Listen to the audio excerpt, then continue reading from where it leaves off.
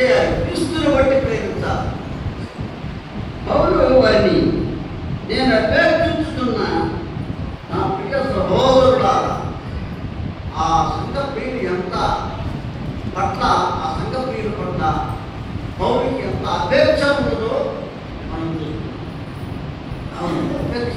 మీరంటే నాకు కూడా మీ అందరి కోసం ప్రార్థన చేస్తున్నానంటే మిమ్మల్ని అందరినీ నేను ఎంతగానో అపేక్షిస్తున్నాను అని మీరు కూడా జ్ఞాపకం చేసుకోవాలి. కనుక దేవుడి సేవకులుగా సంఘం అంటే బంధువుల కన్నా, శరీర సంబంధుల కన్నా నా విషయంలోనైతే సంఘమే ఎక్కువ. సంఘ కార్యక్రమాలకి నేను ప్రాముఖ్యత ఇస్తాను. డబ్బులన్నీ తీసుకున్నాడు కంటే దేవుడు మనకి ఇచ్చేది మనకు లేకపోయినా, వాస్తవాలు చెప్పాలంటే మా ఖర్చులు మినహాయించేసి వాటిని పక్కన పెట్టేసి అవసరమైనవి తప్ప అవి కూడా అటు పెట్టేసి దేవుని పనికై, దేవుని సంఘముకై, పరిచర్యకై వాస్తవంగా దేవుని పని పట్ల మనం అలాంటి కాంక్ష కలిగి ఉండాలి. సంఘం అంటే అలాంటి కాంక్ష కలిగి ఉండాలి. కనుకనే దేవుని సంఘంలో ఉన్న మనం కూడా ఒకరి పట్ల ఒకరిని ప్రేమానురాగాలు కలిగి ఉండాలి. ఒకరి కోసం ఒకరు ప్రార్థన చేసేవారు కలిగి అయి ఉండాలి. కదా నువ్వు కానీ సంఘంలో ఉన్న వారి కోసం ప్రార్థన చేస్తే నువ్వు వారిని ప్రేమిస్తావు.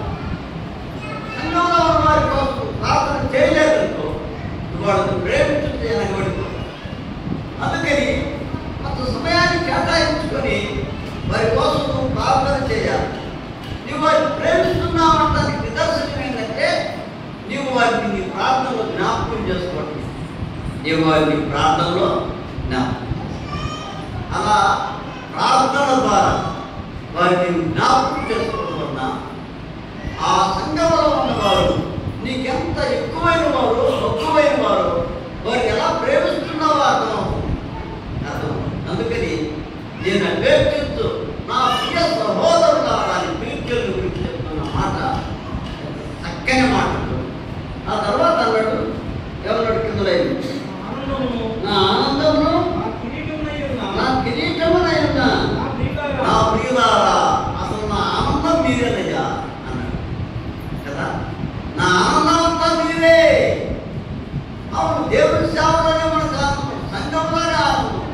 లోక సంబంధమైన ఏమిటి? ఏమిటి ఇవన్నీ లోక సంబంధం? లోకమైన సంతోషం సంఘంలో ఆనందించుతారు. సహోదరుడు సంఘాన్ని బట్టి, సహోదరుని బట్టి, సహోదరులను బట్టి ఆనందించుతారు. మీరే నా ఆనందము, నా కిరీటం. రేపు యేసుప్రభు రాబోయేటప్పుడు నా కిరీటం, నా ఆనందం మీరే, నా అతిశయ కిరీటం మీరే అన్నాడు తెస్సలోనికే పత్రికలో కూడా. సరే, కనుక మన పరిచర్య వలన ఎన్ని ఆత్మలు రక్షించబడతారో, ఎందరైతే ప్రభువును నమ్ముకుంటారో వారే ప్రభు ప్రత్యక్షమైనప్పుడు దేవుడు మనకు బహుమానం ఇవ్వబోతున్న కిరీటం అన్నాడు కదా. మీరే నా ఆనందము, మీరే నా కిరీటము, మీరే నా ఆనందము, మీరే నా కిరీటం అనేది ఆయన పలికిన మాట. ఫిలిప్పీయులు అంటే అంత ఆనందం, ఫిలిప్పీయులు అంటే అంత సంతోషం. చూడారా, మన సంఘాన్ని బట్టి నాకు సంతోషం, కానీ వెనకబడుతున్న వారిని బట్టి దుఃఖం, బాధ, హృదయంలో వ్యాధులు. అయ్యో వారు వెనకబడిపోతున్నారే, సమాజపోతున్నారే, దిగజారిపోతున్నారే అని ఒక వేదన ఉంది. కానీ సంఘం నిండారుగా పుట్టుకొని ఉద్యోగకరంగా ఆత్మీయంగా ఎక్కుతున్నప్పుడు మిమ్మల్ని చూసి ఆనందపడేవాడిలో మొదటివాడు నేనే. ఆనందపడేవాడు మొదటివాడిని. అందుకని నా ఆనందమును నా కిరీటమునై ఉన్న నా ప్రియులారా, నా ఇంట్లో ప్రభువునందు స్థిరులై ఉండండి. చాలా మందికి అమ్మ స్థిరత్వం అనేది లేదు. కొంతకాలం వస్తామా ఆగిపోతాం, కొంతకాలం నిలుస్తామా, కొంతకాలానికి మనం పడిపోతాం. స్థిరత్వం అన్నది జీవితంలో లేకుండా పోయేది. భక్తి కొంతకాలం కాదమ్మా, విశ్వాసం కొంతకాలం కాదు, రక్షణానుభవం, రక్షించబడిన అనుభవం జీవితము కొంతకాలం కాదు. కొనసాగుతూ ఉండాలి కదా. ప్రార్థనా జీవితం ఏదో కొంతకాలం కాదు, సేవా జీవితం కొంతకాలం కాదు. ప్రభువునందు ఎల్లప్పుడూ స్థిరమైన వారంగా ఉండాలి, స్థిరులుగా ఉండాలి. ప్రభువునందు స్థిరుడై ఉండి ఎంత చక్కని మాట చూసారా. చాలా మంది స్థిరత్వం లేకుండా పడిపోయిన వారు ఉన్నారు, ఓడిపోయిన వారు ఉన్నారు, ఆగిపోయిన వారు ఉన్నారు. తల్లి అర్థమైందా?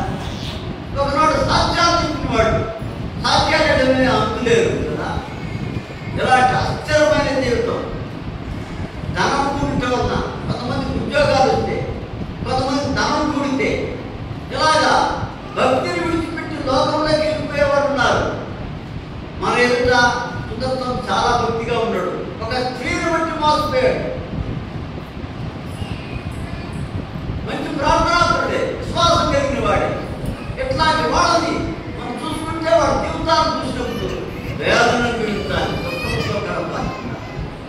అందుకే ఒకసారి మనం ఆలోచన చేసినట్లయితే సంఘము ఆత్మీయంగా వర్ధిల్లుతున్నప్పుడు, స్థిరంగా ఉన్నప్పుడు, సంఘంలో కాయతున్న నడిపించుతున్న కాపురికి ఆనందం సంతోషాన్ని కలిగించేవారుగా. అందుకే సంఘంలో ఉన్నవారు స్థిరత్వమైన జీవితాన్ని కలిగి ఉండాలి, స్థిరత్వమైన స్థిరులుగా ఉండాలి. కథలను వారై కథలని వారు కృత్య పత్రికలో ఉంది. ప్రభునందు స్థిరులను కథలని వారు ప్రభు కార్యాభివృద్ధి ఎందు ఎప్పటికీ ఆసక్తులైనది రాయబడింది కృత్య పత్రికలో. అర్థమైందా? ప్రభు కార్యాభివృద్ధి ఎందు ఎప్పటికీ ఆసక్తులైనది.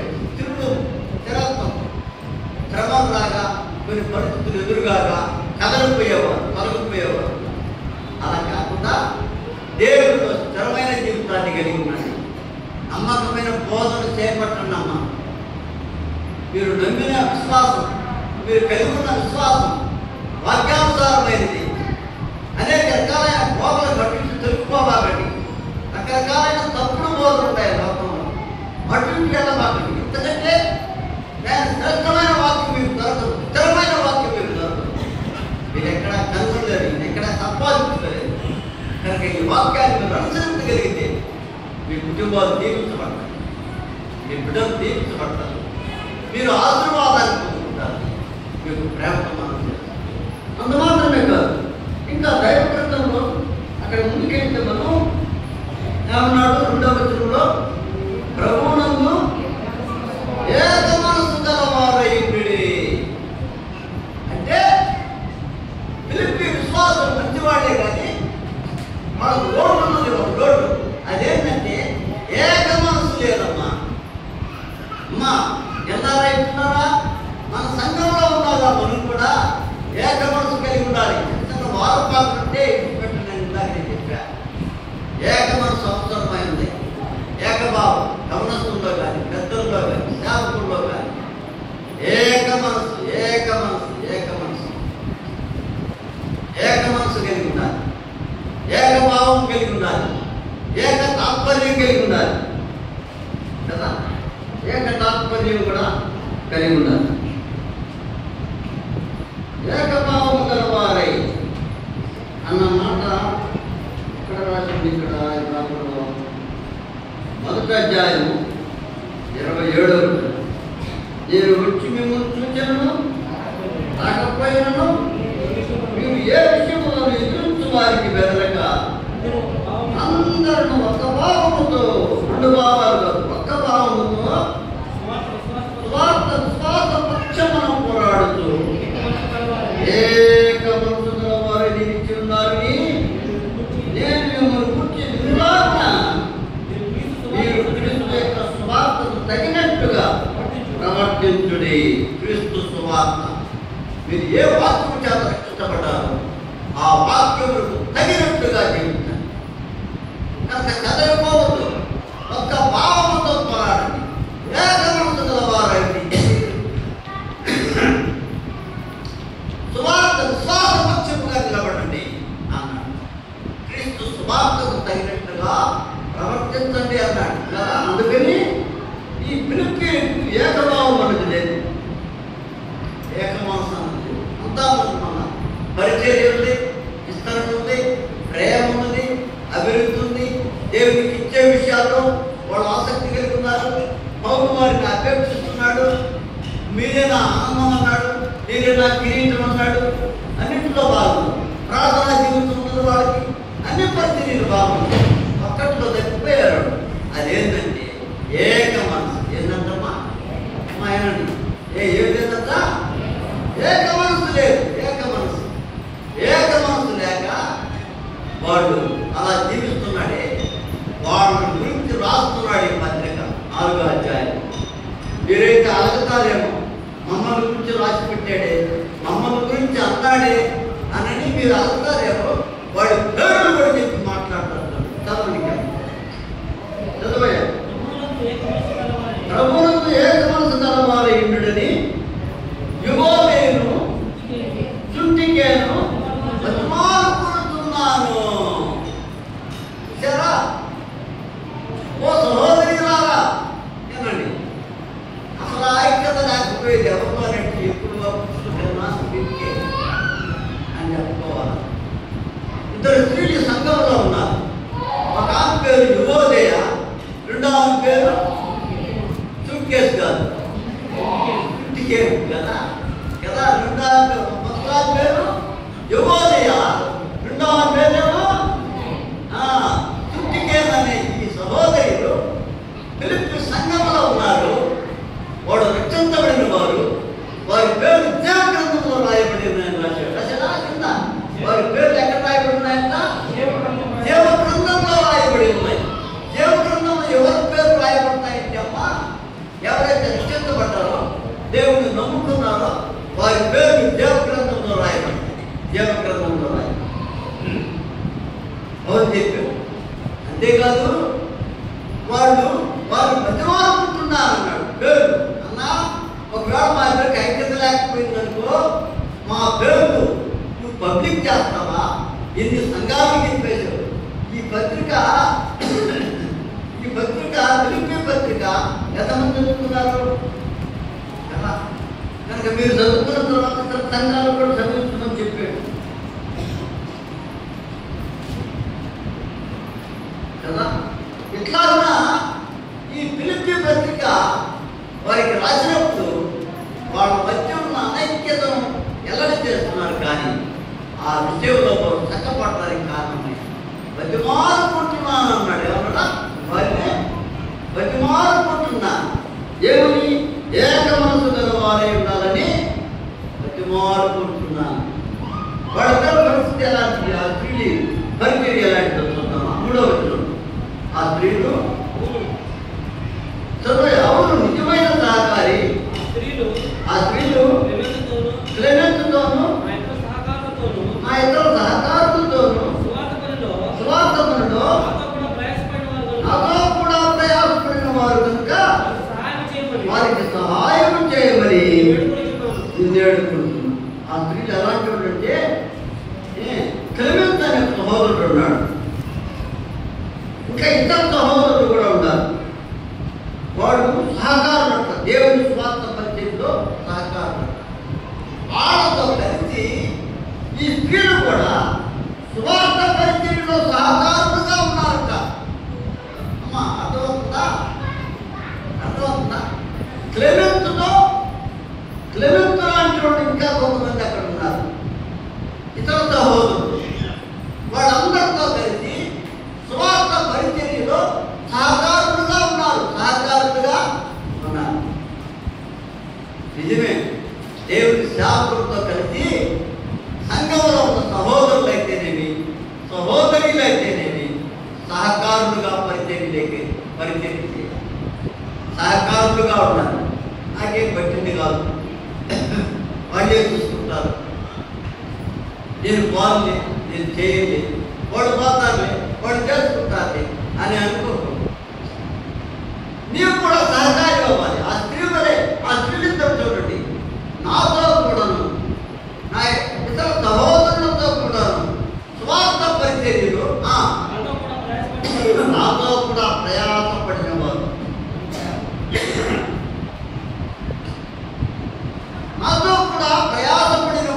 నాతో కూడా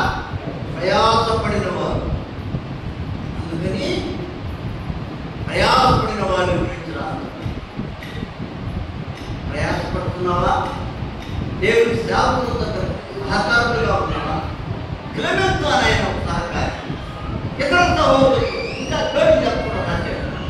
ఇంకొక ఆయన పేరు కూడా చెప్పాడు. ఆయన పేరు ఏమన్నాడంటే నిజమైన సహకారి అని ఆయన ప్రస్తావించి రాశాడు. ఏమన్నాడు? నిజమైన సహకారి. ఆయన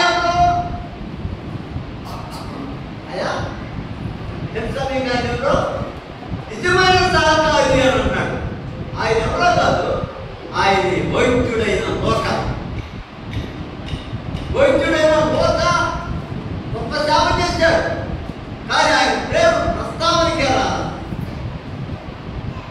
అలాంటి సేవను అంత యోగ్యుడైన వాడు, నమ్మకమైన వాడు, బాధ్యత గలవాడుగా ఉన్నాడు అక్కడ.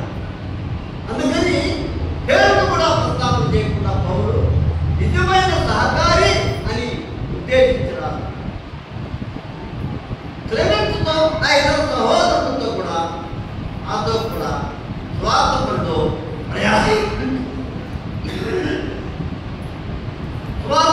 ప్రయాసపడిన వారు.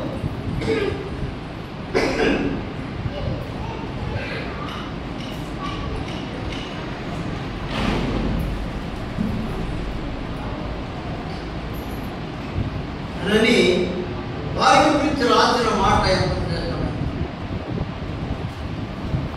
కనుక నిజమైన సహకారిగా ఉన్న ఆ సోదరుడు ఏం చెప్పారు? వైద్యుడైన లోక అని చెప్పారు. వైద్యుడైన లోక వ్యాఖ్యానకర్తలు వ్యాఖ్యానంలో వైద్యుడైన లోక సహోదరుడితో ప్రసిద్ధికెక్కిన వాడిని గురించి ఒక మాట మరొక కార్యం గ్రంథంలో రాయింది. ఆయన కూడా లోకే. లోక పేరు ప్రస్తావన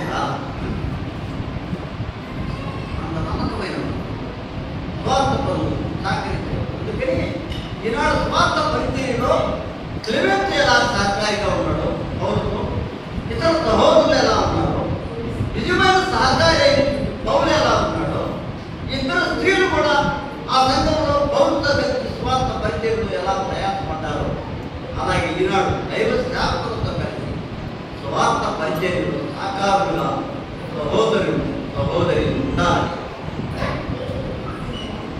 దేవుని పరిచర్యలు సాకారులుగా ఉన్నారా? కలిసి వస్తున్నారా? వారు నాతో కూడా ప్రయాసపడిన వారు చక్కని మాట్లాడారు. ప్రయాసపడుతున్నావు, నీ పొందలు చేసుకుంటున్నావా? నాకెక్కడ చేరుతున్నానని చెప్పుకుంటున్నావా? నిజమే ఉండొచ్చు, కానీ దేవుని పరిచర్య కూడా ఒక భాగమైంది. దేవుని సేవ ఒక భాగమైంది. మందిర సేవ ఒక భాగమైంది. అలాగా దేవుని పరిచర్యలో దేవుడు కూడా పాల్గొన్నారు.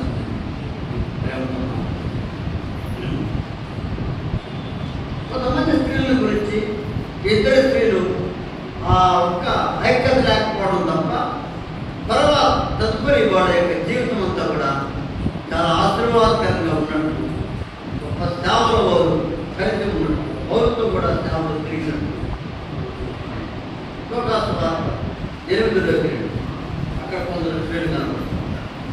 లోకాసువార్త 8వ అధ్యాయం మంత్రులు వెంటనే ఆయన దేవుని రాజ్య సువార్తను తెలుపుతూ ప్రకటించుతూ ప్రతి పట్టణంలోనూ ప్రతి గ్రామంలోనూ ప్రచారం చేస్తుండగా 12 మంది శిష్యులను అపవిత్రాత్మను యారులు పోగొట్టబడిన కొందరు స్త్రీలను అనగా 7 దయ్యములు వదిలిపోయిన మక్కలేని అనబడిన మరియు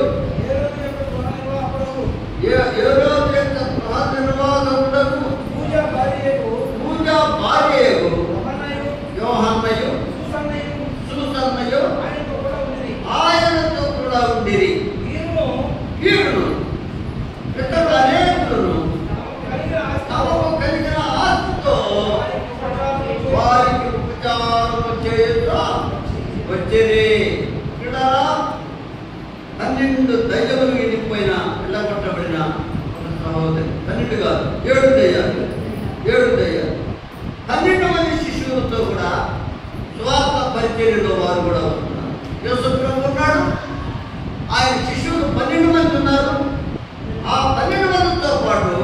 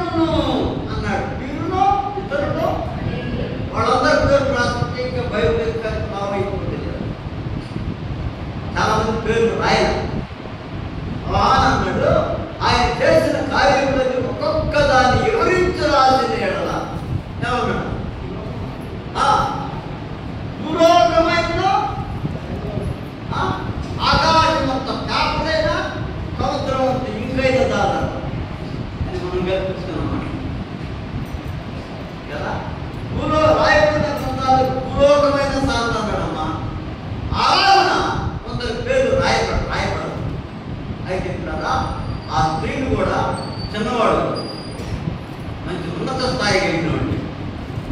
అక్కలేని మరియా 7 దయ్యాలు వదిలిపోయినా అని ఆయన పేరు ముందర చెప్పాడు. తర్వాత పూజా భార్య, ఆమె ఎవరు? ఆయన ఆయన ఆయన స్థానం ఏంటంట? విరోధరాజు దగ్గర గృహ నిర్వాహకుడుగా ఉన్నాడు. గొప్ప ఉన్నతమైన పదవిలో ఉన్నాడు, గొప్ప ఉన్నతమైన స్థానంలో ఉన్నాడు.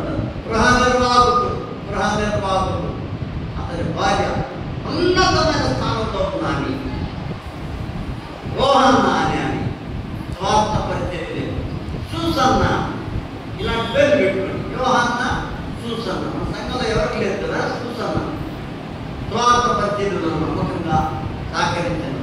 దేవుని పరిచర్యలో మనం కూడా అలా ఉంటాం. అందుకని సహోదరులు కూడా దేవుడు స్వార్థ పరిచర్యలో రావాలి. వాడు ఉట్టి చేతంతో స్వార్థ పరిచర్యకి రాలేదట. ఏం చేశారు? వారు తమ ఆస్తితో అని అన్నాడు. చూడండి అన్నదా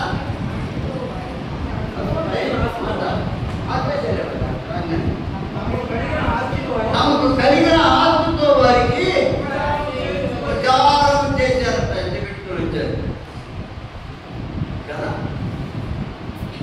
మేము కూడా స్వార్థ పరిచర్యకి వెళ్తా ఉంటే కొంతమంది ఉన్నాడు దంశం తెచ్చేస్తున్నాం, లేకపోతే బయట తెచ్చేస్తున్నాం, ఆదా తెచ్చేస్తున్నాం అని చెప్తా ఉంటాం. ఉదాహరణకి చిన్న మాట, కానీ వాడు కలిగిన ఆస్తితో ప్రచారం చేసుకుంటారు. ఎక్కడికి పోతే అక్కడ వాడు ఆకలి తెలుసుకుంటూ, లేకపోతే పేదలైనటువంటి పేదలకు సహాయం చేస్తారు. అవసరమైనవి వాడు సహాయం చేస్తారు. తమ ఆస్తితో అన్నమాట, తమ ఆస్తితో వారికి ప్రచారం చేశారట. పుట్టి జనంతో రాలేదు సేవకి. వాడు ఆస్తి పట్టుకుని వచ్చి, ఆస్తి గలవాడు, ధనం కలిగినవాడు, తమ ధనాన్ని పట్టుకుని వచ్చి ఆ మూటను విప్పి దేవుడి సేవలు ఖర్చు పెట్టినవాడు. ఆత్మ సంపాదన ఊరికే రాదు. రేపు మర్చిపోయాను నేను. ఏప్రిల్ నెల 14-15 తారీఖులో స్వార్థ సేవ ఏర్పాటు చేసి దేవుడు కొన్ని మండలాలు పోయిన నెలలో అనుకుంటాను, పోయిన నెలలోనే కొన్ని మండలాలు ఏర్పాటు చేశారు. 10 మండలాలు. ఈసారి కూడా 15 మండలాలు ఏర్పాటు చేశారు. ఆ మండలాల్లో మన విడవ మండలం కూడా ఉన్నాయి. ఒక యానం మన దగ్గరికి పంపిస్తారు, 2 కానీ 1 కానీ యానం ఉంటారు. కృష్ణా జిల్లా, ప్రకాశం జిల్లా, గుంటూరు జిల్లా నుంచి దైవ సేవకులు వస్తారు. 2 రోజులు మన మధ్యలో ఉంటారు. విడవలూరు మండలం అంతా తిరిగి సేవ చేస్తారు. ఇల్లు తిరిగి పత్రికలు పంచుతారు, బైబిల్ పంచుతారు. వాళ్ళకి ఆయుధ ఖర్చులు కూడా ఇవ్వాల్సిన అవసరం కూడా వాళ్ళే పెట్టుకుంటారంట. యాను వాళ్ళే తెచ్చుకుంటారంట. అయితే మనం చేయాల్సిన ఖర్చులు ఏంటంటే భోజనాలు చేయాలి. ఆ వచ్చిన వాడికి ఒకవేళ మీకు ప్రేరాపణ ఉంటే మా ఇంటి దగ్గర ఏర్పాటు చేస్తానంటే ఎవరైనా కోరుకుంటే అలా చేస్తాం. లేదంటే అందరం కలిసి ఇక్కడే పరిచయం చేసుకున్నామంటే ఇక్కడే మనం కలిసి పరిచయం చేసి ఆ వచ్చిన వాడు కనుక వారికి ఉదయానికి టిఫిన్ పెట్టాలి, ధ్యానం భోజనం పెట్టాలి, రాత్రి భోజనం పెట్టాలి. 2 రోజులు మన మండలానికి కేటాయించారు. 2 యానం, ఆ 2 యానంలో ఉంటాం. కనుక మన గ్రామం అంతా, మన మండలం అంతా పాఠశాల అలాగే సిద్ధపడాల్సింది. అందుకోసం ప్రార్థన చేయాల్సింది. మన ఖర్చులు ఉన్నాయి, మన మీటింగ్స్ ఉన్నాయి. కానీ మండలాల ప్రకారం వాడు ఏర్పాటు చేసుకున్న ప్రకారంగా ఈ ఆయా ప్రాంతాలు తిరిగి, అన్ని జిల్లాలు తిరిగి, అన్ని మండలాలు కవర్ చేస్తా వస్తున్నారు. అర్థమైనా? తెలంగాణ ఏరియాలు కూడా చేశారు. అది అయిపోయిన తర్వాత మనం నెల్లూరు జిల్లాకి వచ్చారు. 10 నెలల్లో కొన్ని మండలాలు చేశారు. అల్లూరు మండలాలు చేశారు. తదుపరి విడాలూరు మండలం, పిచ్చి, కోవూరు మండలం, ఇవన్నీ ఉన్నాయి. కొన్ని మండలాల పేర్లు రాశారు. వాట్సాప్ పెట్టారు. ఆ మండలాలన్నీ 12 మండలాలు అవన్నీ చేస్తారు కనుక ఆ ఎస్సీలో కూడా సహకరించి దేవుని పరిచయంతో ఎవరస్తులందరూ కూడా మీరు కూడా రావాలి. వివేకం తీసుకొని రావచ్చు. జ్ఞానం స్థలం లేకపోతుంది. ఒకవేళ మనం ఆర్డర్ అయినా మనం మాట్లాడుతూ మన ఆర్డర్ తీసుకొని వాడు ఏమన్నా మనం ఆర్డర్ అయిపోయేసి పాత్ర పరిచయం వాళ్ళకి మనం కూడా సహకారంగా ఉండాలి. అందుకని స్వార్థ పరిచయం జరగాలంటే అంత దూరానికి వాడు వస్తున్నారంటే ఆ వ్యాధులు పాడులేంటి, దాని ఆయుధ సంబంధమైన ఖర్చులేంటి, భోజనాలు ఏంటి, ఇవన్నీ ఖర్చుతో కూడింది కాబట్టి దేవుడి కాబట్టి ఖర్చుతో కూడింది. ఆత్మ కష్టపడాలి, సంఘాలు కష్టపడాలంటే అది ఖర్చుతో కూడింది. దాన్ని దృష్టిలో ఉంటుంది. ప్రార్థన ఏప్రిల్ నెల 14-15 తారీఖులో ఆ సేవ కోసం ప్రార్థన చేయాలి. ఇంటికొచ్చింది కాబట్టి చెప్పాను. దాని ప్రకటన చెప్తాను. కానీ ఈ రీతిగా ఆ సహోదరులు కూడా దేవుని పరిచయంలో సహకరించారు. ఊరికే వాడు ఎమ్మట పోయినోడు కాకుండా వాడు ఆస్తిని కొట్టుకుని వెళ్ళి ఆ ఆస్తితో వారికి ఉపచారం చేశారు. 12 మంది శిష్యుడికి, యేసు ప్రభువుకి, వారితో పాటు ఎవరు కలుసుకున్నారో వాళ్ళందరికీ కూడా వారు ఉపచారం చేస్తూ పెట్టబోయారు రాయలు. అలాగే దేవుని పరిచయంలో మనం సహకరించి ఆత్మల సంపాదన కోసమై మనం సహకరించాల్సిందిగా ప్రేమతో మనం చేస్తున్నాం.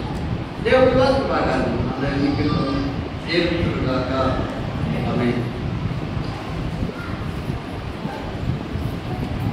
ప్రార్థన చేస్తాం.